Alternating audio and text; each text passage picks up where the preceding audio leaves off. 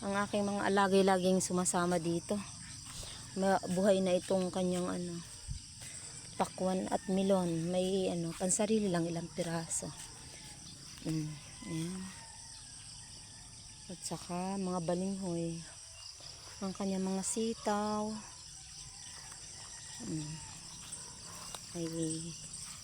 May tayo guys. Ayan, may patola. Ayan, may patola. May sitaw. Ayun, may mga matataas na siya. Ito inaakyat kasi ng kapatid ko. Hindi ako masyadong marunong dito. Pinupulupot niya siyang ganyan para hindi magsukal sa baba. Para ang bunga niya ay nasa baba lang. Ang bilis niya. Malamig yung kamay ng kapatid ko na yun guys. Ayan. Pero naman, ano kaya to? Hindi ko alam kung ano ito. Patuan. Ubi baga ito. O patani. Bago may mani. O dragon fruit. May mga saging. Itong lemon ito galing Mindoro pa yan. Yung malalaking lemon. Sa aking ina may papaya. Ito yung dragon fruit na sa baybay bakod. Bago may okra tayo. May talong. Ayan. Itong na to. Ayan. Dragon fruit. Ayaw niya dun sa makanlong. Kailangan nasa siya. Ito nilinis ko kahapon. Tapos itong lemon guys. Ayan. Gumanda-ganda naman dahil ito naubos ang dahon. Bumaha dito kaya nabubulok. So ilang puno itong malalaking ito. Pag hindi 10 puno. 10 puno wari ito. Hanggang doon sa dulo. O may 20. Hindi ko pa nabibilang. Tapos itong manggang ito. Katatanim ko lang nito guys. Pinutol ko siya kasi bumaha dito. Tumaba ng puno. Ayan. Ako nagtanim yan 2 puno dun sa may gate. Bago itong hindi naman to dwarfs na niyog. Nasa harapan ng bahay para tabay ka kalsada. Iisa kasi yung puno ng aming niyog. Dito sa aming lote. Iisa itong niyog. So marami siyang bunga. Tapos yung isa pang manggantanin ko, kinalabaw. Ayan, malaki na rin siya. Namatay yung unang tanim na kasabay ng isa. Kaya matatanim din lang. Yan ang aking kasama lagi dito sa buhay. Ayan. Bago may hibas tayo. Tapos ang saging namumunga na. Ayan. Dito kahapon, dun tayo sa kabilang side. So dito naman tayo sa kabilang side. Saan nilagay ang aking gulok? My God. Yun ang sa akin. Ay, ang luwang nitong hahanapan ko ng gulok. Saan ko na nilagay? Ayun. Ngayon guys, dito tayo pipermi sa kabila naman. Ayan. Dito naman sa kabila. Kabilang side. Papasyal dito. Ayan. Ayan. Sa kabilang side tayo, gumanda na mga saging kasi pinagtatanggal ko guys yung mga inaalis kong sirang saging, dito ko nilalagay sa gitna. Nanturo na aking kapatid na hindi ako mahirapang maggamas.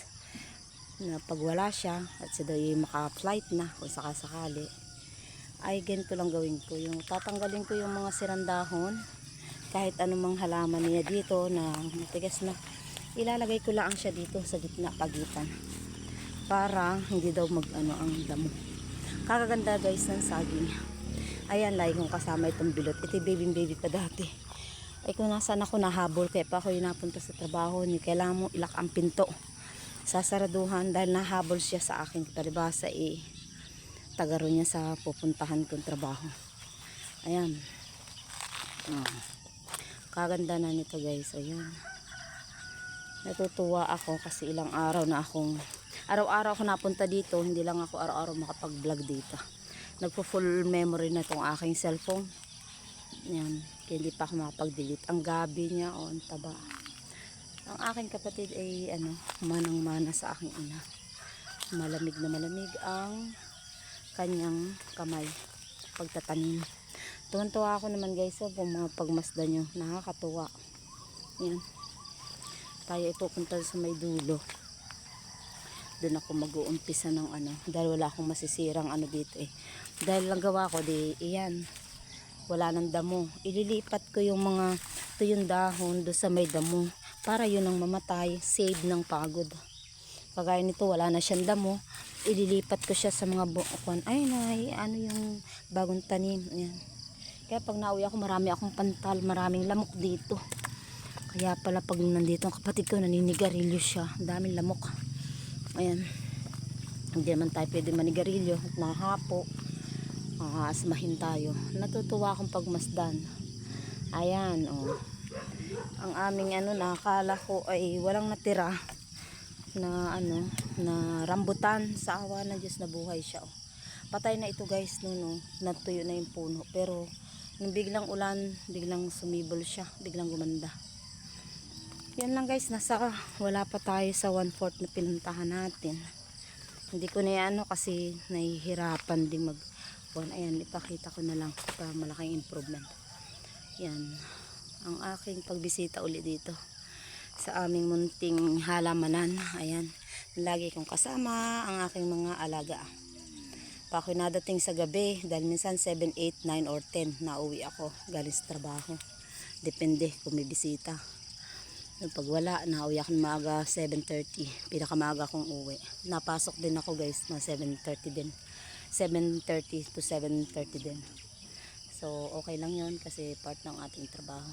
Pero bago ako pumunta sa trabaho, nandito ako hanggang 6:30.